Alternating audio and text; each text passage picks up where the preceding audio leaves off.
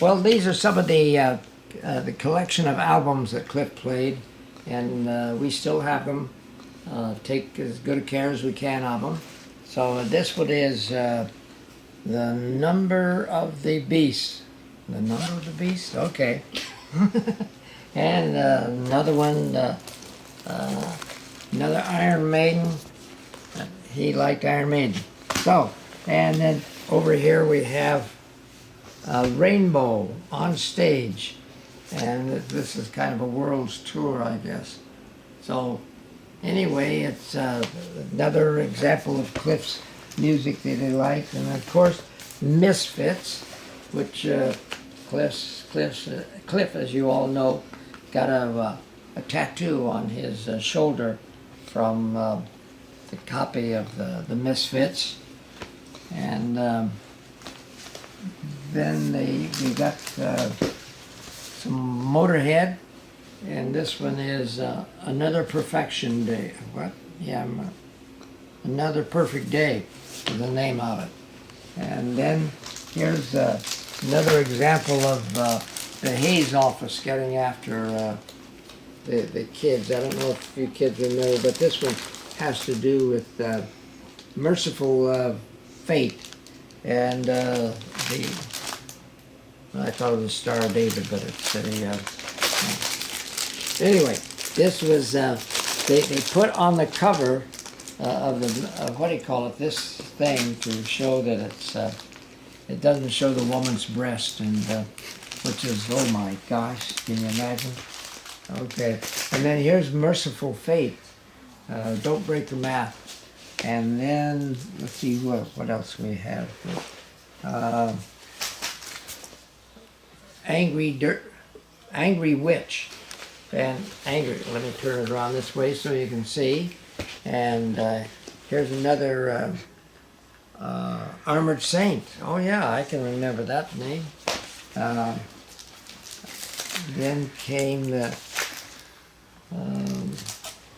Okay, who are these guys? The Tragedy of Pantang, and it's a Wreck Age.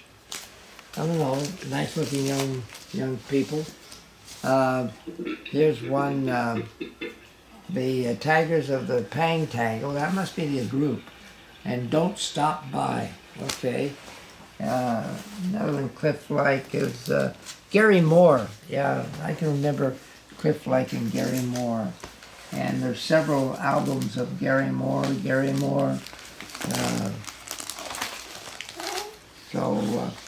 These are the ones that he liked to listen to, and probably played. A lot of his music was very much along that Gary Moore line. And then Thin Lizzy. Thin Lizzy was probably, he had more albums of Thin Lizzy than any of the others. And this particular one is, I don't know, it has a red flag with a star. It must have been communist, those kids. But anyway, here's another Thin Lizzy. It's called Rockers. Oh no. Anyway, they were rockers, all right. And Cliff loves Thin Lizzy. So here's another one. Thin Lizzy Fighting. I think they're an English outfit. I'm just not certain on that. And this is, this is Thin Lizzy again. My God, he had a flock of Thin Lizzy.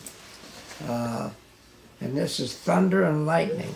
Hey, maybe those guys got the idea of Ride the Lightning from something like this. You know that throughout history of music, that's being kind of copycats is not new. You listen to Baroque music, which Cliff's favorite, Johann Sebastian Bach, was his. As I've said before, I can remember Cliff saying that Bach was God.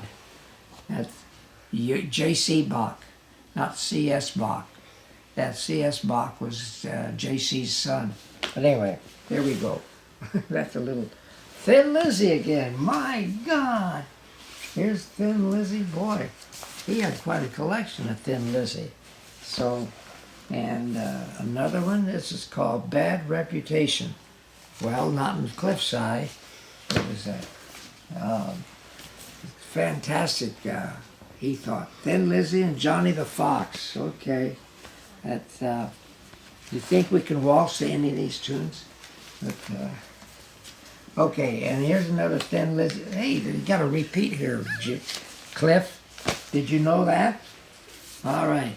Thin Lizzy live in concert. Does it say where? Oh, well. No, here's it. Nope, doesn't say where.